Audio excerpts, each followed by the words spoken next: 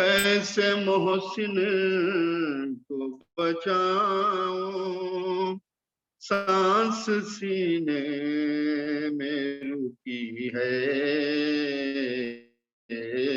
تیری زہرا پہ مصیبت کی گئی، تیری امت نے بنا دی ہے یہ حالت بابا، کوئی فصلی بھی نہیں میری سلامت بابا، سانس لیتی ہوں میں جس دم، رکنے لگتا ہے میرا دم، صرف مرنے کی کمی ہے،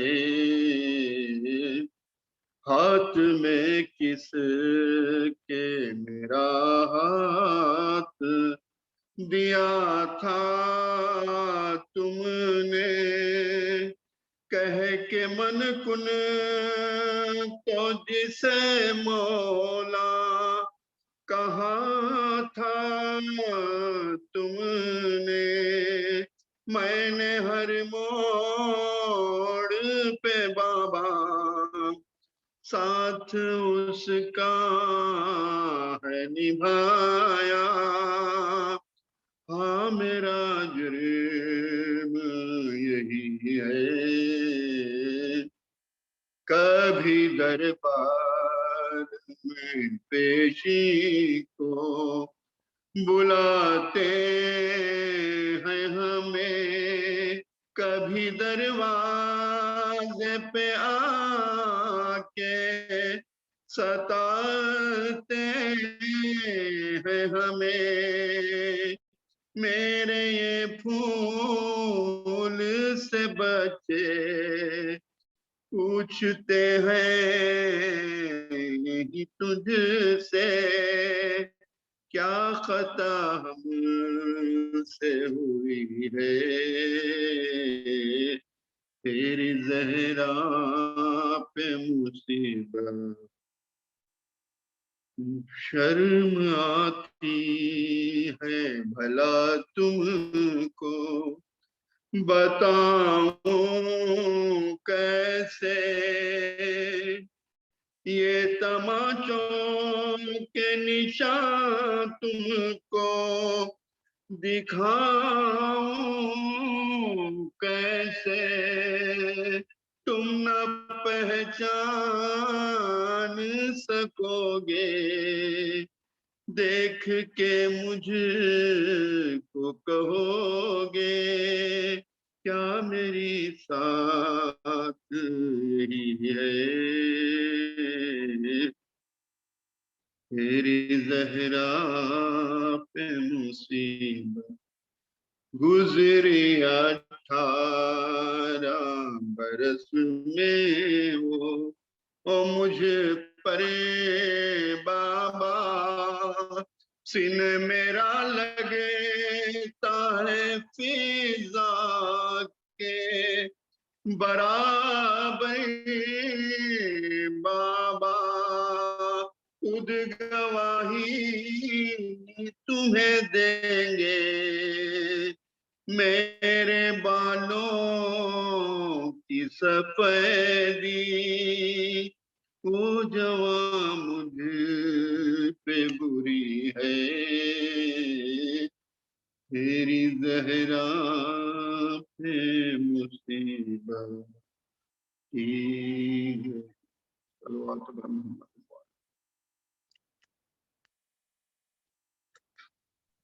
جزاک اللہ بھائی، جزاک اللہ، مولا سلامت رکھے۔ بسم اللہ۔ اللہم صلی علی محمد وعلی۔ زخم سینہ سے رن میں جو شہکا پسر ہوا، ہر سمت سے لئی ہر ایک حملہ ور ہوا، تر خون میں مار خیر البشر ہوا آخر جدا خواب سے وہ سیمبر ہوا مقتل میں کیا ہجوم تھا اس نورین پر پروانے گر رہے تھے چراغ حسین پر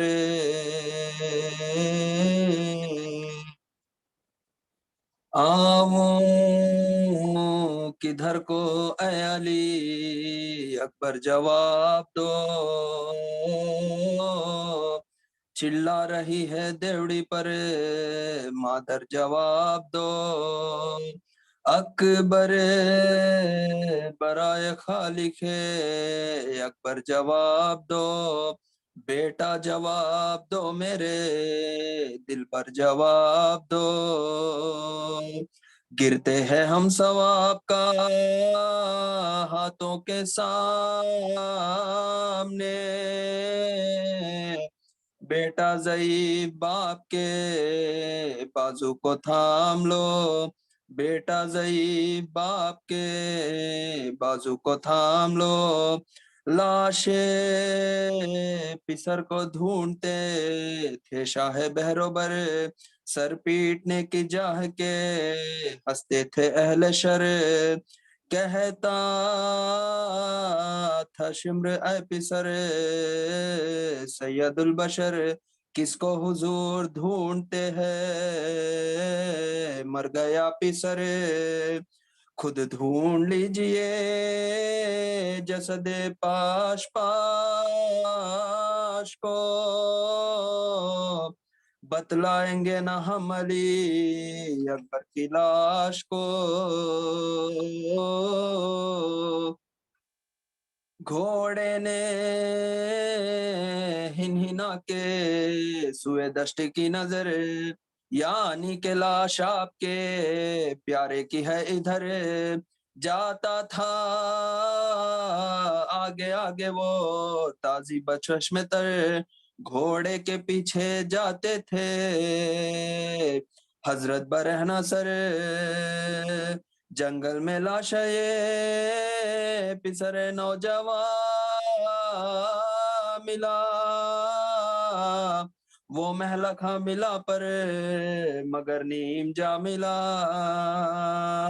یہ سن کے کھینچ لی شہ والا نے ذوالفقار چمکی جو برق ٹیک تو بھاگے ستم شوار شہ کو نظر پڑا علی اکبر کا راہوار چلائے اے اخاب کدھر ہے تیرا سوار دکھلا دے مجھ کو لاش میرے نور عین کی کس دشت میں پڑی ہے بذات حسین کی ہچکی کے ساتھ کہتے ہیں وا کر کے چشمے تر اے جانے جس میں زار میں ایک دم ذرا ٹہر اے موت بے وطن کی جوانی پہ رحم کر اے درد تھم ذرا کے پھڑکتا ہے اب جگر پھر یہ ایک بار سید والا کو دیکھ لو مہلت بس اتنی دے کے میں بابا کو دیکھ لوں دشمن کو بھی نہ بیٹے کا لاشا خدا دکھا دشمن کو بھی نہ بیٹے کا لاشا خدا دکھائے حضرت زمین پہ گر کے پکارے کے ہائے ہائے زندہ رہے یہ پیر جواں یوں جہاں سے جائے اے لال 3 روز کے فاقے میں زخم کھائے شاید جگر کے زخم سے تم بے قرار ہو زخمی تمہاری چھاتی پہ بابا نثار ہو صلوات پر محمد جزاک اللہ انصار، جزاک اللہ مولا سلام. جزاک اللہ ماشاء اللہ انصار ماشاء اللہ. ماشاء اللہ بیٹا ماشاء اللہ بہت اچھا. ماشاء اللہ جزاک اللہ انصار. فاتحہ.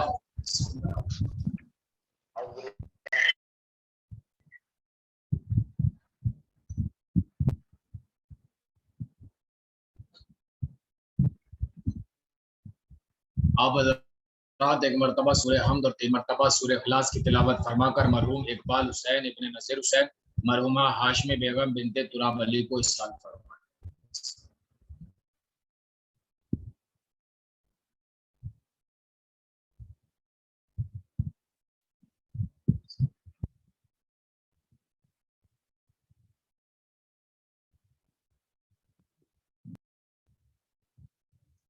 اعوذ باللہ من الشیطان الرجیم، بسم اللہ الرحمن الرحیم. السلام علی عبداللہ بن الحسین الطفل الرضیع المرمی الصریح المشط دمن المسعد دمہ فی السماء لعن اللہ حرم اللہ بن کاہل الاسدی. اما بعد فقط قال اللہ تعالی فی کتابہ الکریم بسم اللہ الرحمن الرحیم انما ولیکم اللہ. عزیزان گرامی محترم اور معزز سامعین اکرام، انصر بابو آواز صحیح آ رہی ہے نا؟ جی قبلہ بسم اللہ. یہ ایک دم صحیح آ رہی ہے. اوکے بھیا. ہم ہم جو مولا علی کی ذات مقدسہ پہ ہم اس وقت بحث کر رہے ہیں اور ان کی ہسٹری ہم بیان کرنے کی کوشش کر رہے ہیں.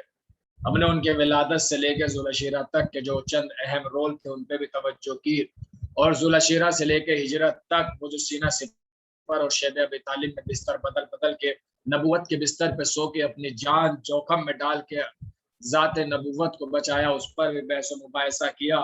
اور مدینے میں ہجرت کے بعد جو جنگ بدر ہوئی اس پر بھی ذرا سے روشنی ڈالی، کیونکہ ہم ایک سلسلہ وار چل رہے ہیں تاکہ مولا علی کی پوری زندگی کا ایک مختصر سا خاکہ ہمارے ذہن میں جائے.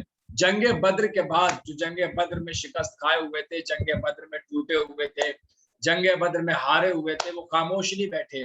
جنگ بدر کے بعد جو دوسری جنگ ٹھہری وہ جنگ احد ٹھہری. اس کا بھائی خاکہ 2 یا 4 منٹ میں ایک خاکہ آپ کی نظر کرنا ہے تاکہ صرف اور صرف ذات علی سامنے آ جائے. اس جنگ احد 3 ہجری میں ہوئی. اس جنگ میں جناب ختم مرتبت کی ہدایات پر عمل نہ کرنے کی وجہ سے مسلمانوں کو بڑی شکست کا سامنا کرنا پڑا. اس میں شک نہیں کہ جنگ بدر نے قریش سے سکھ اور اطمینان چھین لیا تھا اور پورے شہر کو غم و رنج میں ڈبو دیا تھا. جس شہر کے نوجوان اور پہلوان قبرستان کی زینت بن گئے تھے، وہ شہر اتنا داغدار اور سنسان ہو گیا تھا کہ اس نے اپنی عورتوں تک کو چیخنے اور رونے سے منع کر دیا تھا. لیکن خود عرصے بعد خود یہ لوگ بھی پھوٹ پھوٹ کر رونے لگے تھے اور عورتوں کو نوحہ خانے کے لیے بلواتے تھے، شاید اس لیے کہ یہ گریہ و زاری جذبات کو بھڑکاتی ہے اور انتقام کی اس آگ کو مزید شعلہ ور کرتی ہے جو ان کے سینوں میں بھڑک رہی تھی.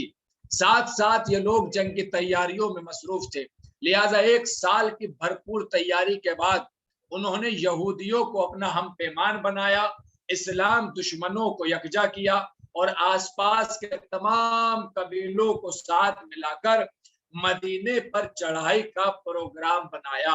بظاہر عباس بن عبد المطلب بھی ان کے ساتھ دکھائی دیتے تھے، لیکن وہ ان کے درمیان رہ کر نبی کو قریش کے عزائم سے آگاہ کرنا چاہتے تھے. لہٰذا پروگرام فائنل ہونے پر انہوں نے تمام اطلاعات خفیہ طور پر نبی تک پہنچائی. عزیزان گرامی 2 جملے سنیے گا اور محفوظ کیجیے گا اور محظوظ ہوئیے گا. پہلا یہ کہ بدر کی شکست کے بعد مکے میں کسی کو رونے تک کی اجازت نہیں تھی. ایک گھر کا اونٹ مر گیا، ایک بی بی کا اونٹ مر، اس نے اونٹ کے مرنے کے بہانے اپنے آنسوؤں کو بہایا اور تڑپ تڑپ کے روئی، لیکن ایک عرصے کے بعد خود رونا شروع کر دیا، اس لیے کہ رونے سے گزرے ہوئے اور لگے ہوئے زخم تازہ ہوا کرتے ہیں، اور جب تک زخم تازہ رہتے ہیں تب تک انتقام کی آگ سینے میں جلتی رہتی ہے.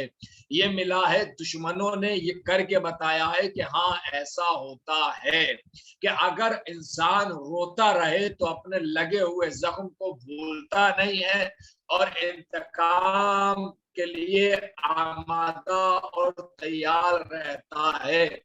اب سمجھ میں آیا کہ 1400 سال سے لے کر آج تک یہ عزاداران حسین ابن علی کربلا کے بعد آج تک حسین، اس لیے کہ ہم جانتے ہیں، اس لیے کہ ہمیں معلوم ہے، اس لیے کہ ہمیں پتا ہے کہ کربلا کے بعد سے آج تک رونے سے ہمارے دل کو سکون ضرور ملتا ہے، مگر کبھی بھی ہمارے دلوں میں بھڑکی ہوئی آگ ٹھنڈی نہیں ہوتی۔ یہ آگ اسی وقت ٹھنڈی ہوگی جب منتقم خون حسین آ کر دشمنان حسین کو نیست و نابود کرے گا۔ یہ کمال ہے عزیزان گرامی کریا کا، اور یہ کمال ہے عزاداری کا، اور یہ کمال ہے رونے کا۔ توجہ چاہتا ہوں، ادھر قریش اسلحے میں غرق 3000 کے لشکر کو لے کر مدینے کے لیے روانہ ہوئے۔ ان میں 25 عورتیں بھی تھیں، جن میں ابو سفیان کی بیوی اور عتبہ کی بیٹی ہندا بھی دکھائی دیتی تھی۔ یہ لوگ جب ابوا کے مقام ابوا قریب مدینہ ایک جگہ ہے، وہاں پہنچے، اور جب نبی ادھر سے گزر جناب ختمی مرتبت کی والدہ ماجدہ کی قبر سے ہوا اور انتقام اور نفرت کے جذبات ابھر آئے، تو انہوں نے چاہا کہ قبر کو کھودے اور لاش کو جلا کر راکھ کا ڈھیر کر دے، لیکن قریش کے بزرگ ڈرتے تھے کہ کہیں یہ غلط رسم خود قریش میں رخنا نہ ڈال دے، لہٰذا انہوں نے ان نوجوانوں کو اس کام سے روک لیا۔ یہاں سے آگے بڑھ کر انہوں نے سفر جاری رکھا اور صفحہ جبل کے مقام پر پہنچے۔ ایک بات اور سمجھ میں آئی کہ انتقام رسالت میں قبروں کو کھودنا یہ دشمنان اسلام کی پرانی نیت ہے، یہ پرانی ریت ہے کہ جو بھی اسلام کا دشمن ہوتا ہے وہ محافظان اسلام اور مکلمہ پڑھنے والوں کی قبروں کو کھودتا ضرور ہے۔ اس کا مطلب یہ ہوا کہ اگر کوئی صحابی پیغمبر کی قبر کھودے تو اسے پہچان لینا کہ یہ عہد میں رسول کے مقابلے میں آنے والے تھے، اور اس کا تعلق اسی نسل سے ہے۔ اب اگر 1400 سال کے بعد کوئی جناب حجر ابن عدی کی قبر کو کھودے تو یہ اندازہ لگا لینا چاہیے کہ قبر خودی ہے وہ رسول والا ہے، اور جس نے قبر خودی ہے وہ کافرین سے رشتہ رکھتا ہے۔ کل کے کافرین آج تک اس دنیا میں موجود ہیں، چہرے بدل جاتے ہیں، روپ بدل جاتے ہیں، رنگ بدل جاتے ہیں، مگر عمل بتاتا ہے کہ یہ وہی ہے جو تھا، یہ وہی ہے جو تھا، یہ وہی ہے جو تھا۔ اب پورے مجمع کی توجہ چاہتا ہوں، خلاصہ مجھے بیان کرنا ہے۔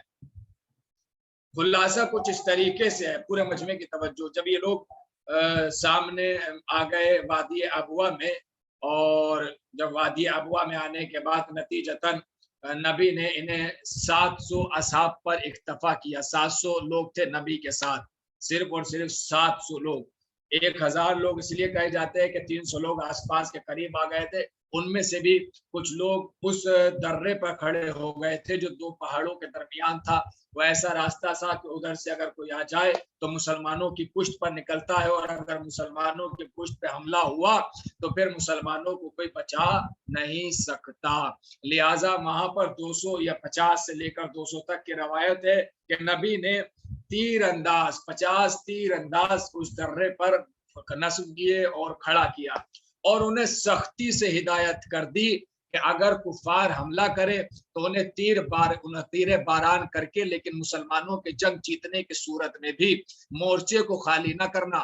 اگر اسلام جنگ جیت جائے، مسلمانوں کی شکست نہ ہو، مسلمان فتح ہو جائے، اس کے بعد بھی تمہیں درہ چھوڑنے کی ضرورت نہیں ہے۔ اور اس درے کا جو سالار تھا وہ وہی تھا جسے سیف اللہ خالد بن ولید، اس کا بھی سنیے گا کارنامہ۔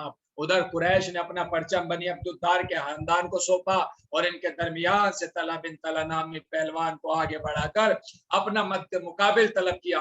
مسلمانوں کی جانب سے مولا کائنات جو ہر جنگ میں سامنے آئے، مقابلے میں آئے، آپ نے بڑھ کر ایک وار کی، ایک ایسی ضربت لگائی کہ وہ خون میں نہا کر واصل جہنم ہو گیا۔ اس کے مرتے ہی اس کا بھائی، جملہ سنیے گا اور جملہ رائے گا نہ جائے، داد و تحسین سے نوازیے گا، اس کے مرتے ہی اس کا بھائی عثمان بن طلحہ رقص پڑھتا ہوا آگے بڑھا اور پرچم ہاتھ میں اٹھا لیا۔ اس کی پشت پر عورتیں دف بجا رہی تھی اور گا گا کر اپنا تعارف کرا رہی تھی، اور وہ حسن کے اظہار کے ساتھ قریش کے سپاہیوں سے کہہ رہی تھی اگر ڈٹے رہو تو باہوں میں باہیں ڈال دیں، اور بھاگ گئے تو شکل بھی نہ دیکھیں گے. عزیزو ایک جملہ سنو, کہہ رہے ہیں کہ کچھ شعر ایسے ہیں جو واقع نہیں سنائے جا سکتے, مگر کہہ رہے ہیں ہم ستارے سحر کی بیٹیاں ہیں. خطیب اکبر مرحوم مرزا اطہر صاحب کا بڑا پیارا فکرہ ہے, کیا قصیدہ پڑھا جا رہا ہے, ہم ستارے سحر کی بیٹیاں ہیں. ارے نصیب میں اور مقدر میں بنے بھی تو ستارے بنے کہ جن کے مقدر میں ڈوب جانا تھا. ارے اگر تم ستارے بن بھی گئے ہو تو رسول کے لشکر میں ایک آفتاب ایسا ہے کہ جو بادلوں سے نکلتا ہے تو ستارے گمسم سے ہو جاتے ہیں. جب وہ بادلوں سے نکلتا ہے تو ستارے گمسم سے ہو جاتے ہیں. عثمان بن طلحہ پر چملے کر آگے بڑھا, بڑا ہی تھا کہ حمزہ اس کی داد رسی کے لیے آگے گئے اور اس کا کام تمام کیا. جب تیسرا بھائی آیا تو اس دفعہ شیر خدا حضرت علی آگے بڑھے. آپ نے نہ صرف اسے بلکہ اس کے گروہ کے 8 افراد کو موت کے گھاٹ اتارا.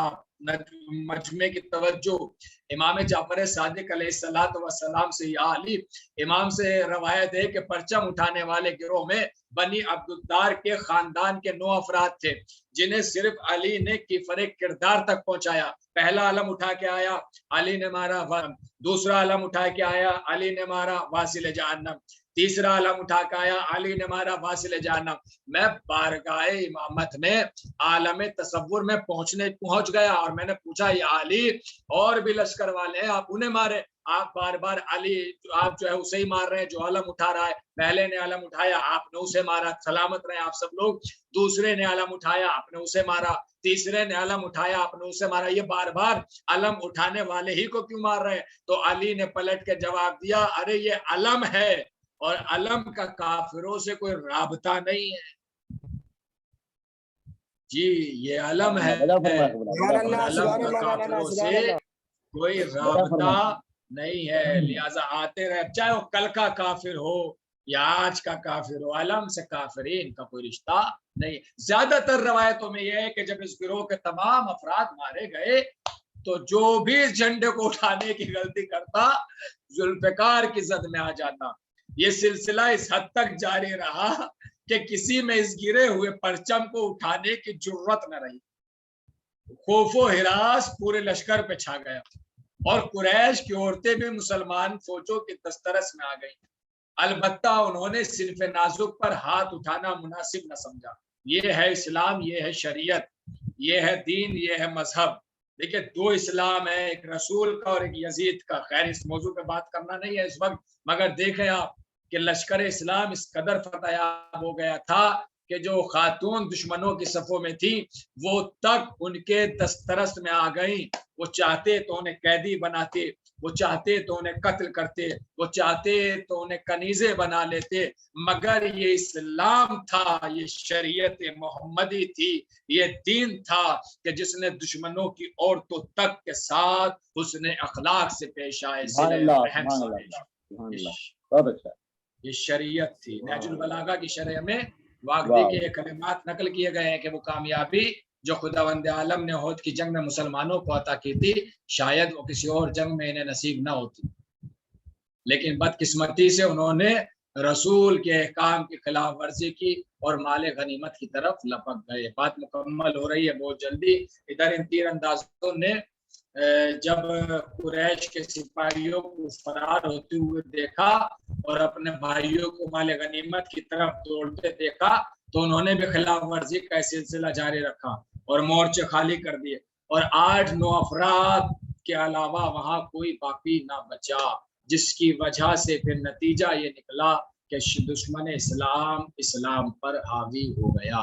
دیکھیں یہاں پر بھی کیا کروں, بات طویل ہے مگر ایک جملہ سن لیں. جس وقت دشمن اسلام پر حاوی ہوا سب نے رسول کو چھوڑ دیا, سب پہاڑوں, مگر فقط اور فقط ذات علی ابن ابی طالب وہ ذات تھی کہ جس نے ایک لمحے کے لیے رسول کو تنہا نہیں چھوڑا. اور یہی شجاعت علی تھی جس شجاعت کی وجہ سے علی کا قصیدہ آسمان کی بلندی پہ سے نازل ہوا اور اس شان سے نازل ہوا, لا فتح الا علی لا سیف الا ذوالفقار. کوئی جوان نہیں جیسے کہ علی, کوئی تلوار نہیں جیسے کہ علی کی تلوار. یہ کمال علی ہے, علی ہے, علی ہے. बस अजीजान गिरामी, बात मुकम्मल हुई। खुदा आप सबको सलामत रखे, आबाद रखे। एक रवायत नहीं बल्कि 3 शेर आपको सुनाने हैं किताब से, और ये शेर नहीं है बल्कि मरसिया है, और ये वो मरसिया है जो अली ने कब्र जनाब ज़हरा पे पढ़ा है। अल्लाह अकबर। अब वो मरसिये के 3 शेर सुने, और 3 शेर सुनने के बाद अगर दिल करे तो आंसू बहाइएगा। आप जानते हैं ये वो जोड़ा था अली और फातिमा का, जिसकी रूहें कंध हम जिन्स बहम जिन्स परवाज के मिस्दाक एक दूसरे के साथ बंधी हुई थी। इन 2 अजीम रूहों में कमाल का इत्तेहाद था।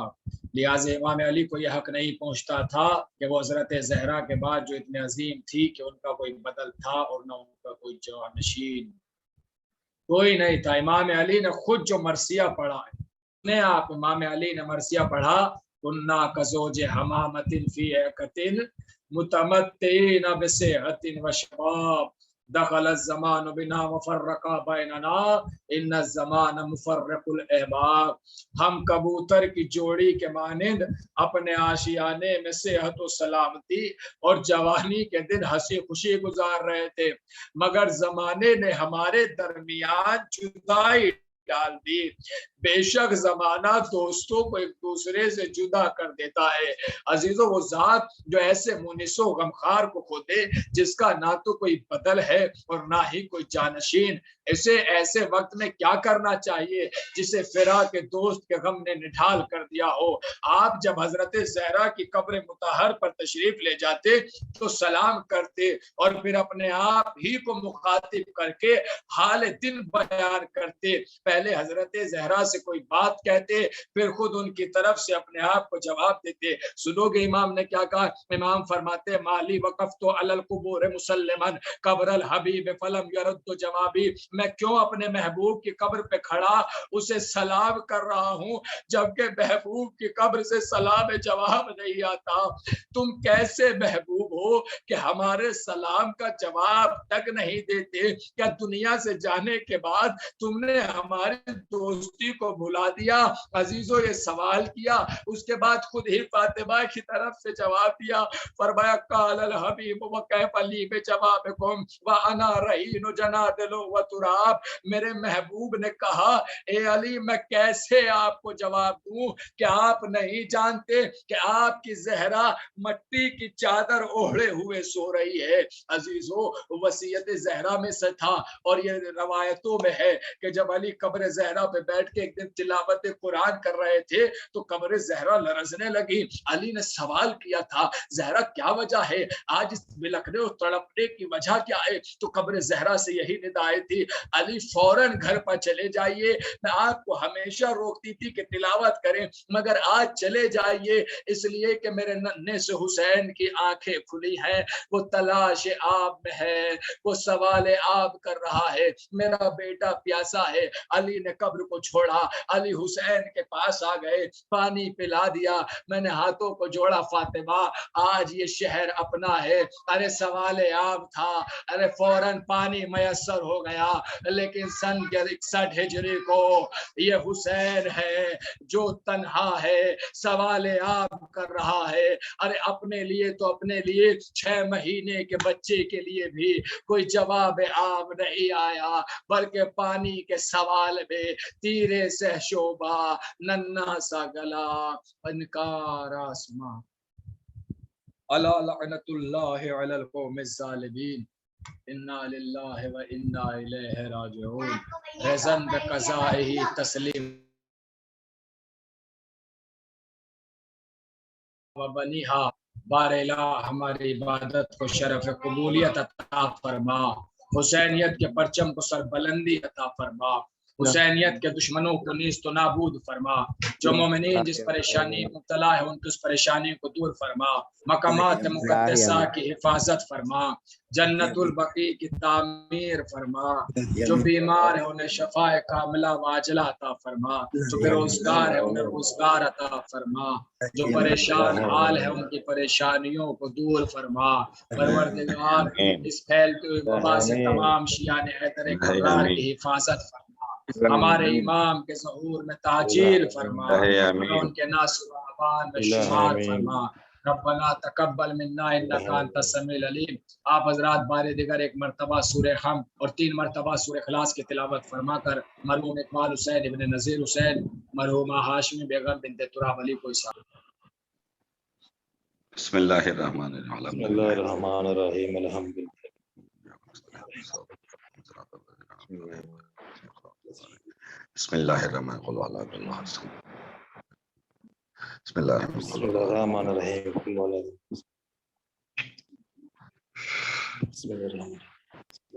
जी ज़ियारत इमाम।